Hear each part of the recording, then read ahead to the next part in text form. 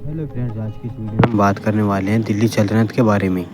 जैसा कि आप सभी को मालूम है कि दिल्ली सल्तनत में मुग़लों ने अपना सिक्का जमाया था, लेकिन मुग़लों से पहले जो गुलाम वंश और खिलजी वंश थे, उन्होंने भी अपना सिक्का जमाया था और पूरे भारत पर शासन किया था।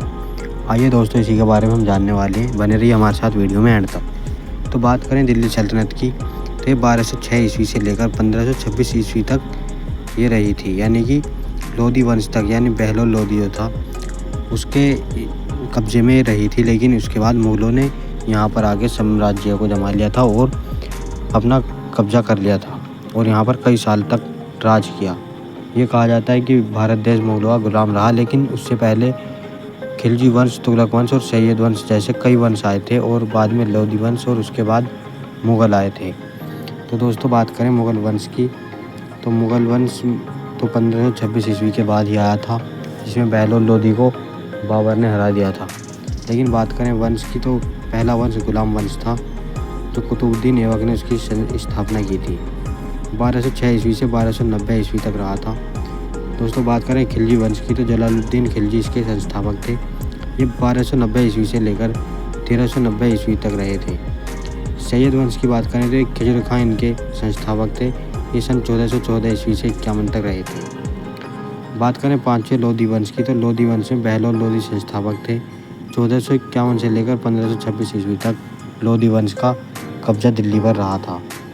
विदेशी आक्रमणों के बावजूद इन्होंने पहला मुस्लिम आक्रमणकारी माना जाता है।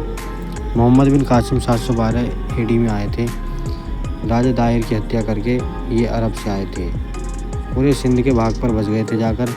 बताया जाता है कि ये प्रथम तुर्की आक्रमण माना जाता है, जिस देश का नाम तुर्कमेनिस्तान था। ये अपने ज़माने में गजनवी का एक आक्रमण माना जाता था। ये 17 बार भारत पर आक्रमण किया गया था, जिसमें कारण था बदला और लूट खसोट करना और अपना बदला लेना, इसमें मेन मकसद था।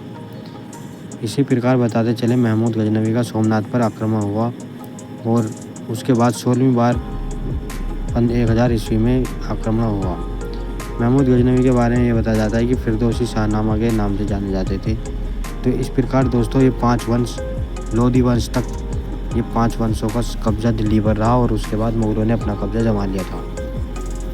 बात करें बहलोल लोधी के पीछे क्या कारण था।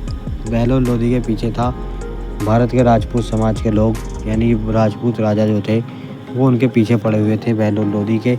उन्होंने बाबर को यहाँ पर बुलाया था और बाबर को बुलाने के बाद इन्होंने अपना कब्जा यहाँ पर कर लिया था। तो दोस्तों, वीडियो में बस इतना ही। मिलते हैं कल अगली वीडियो में। जब तक के लिए।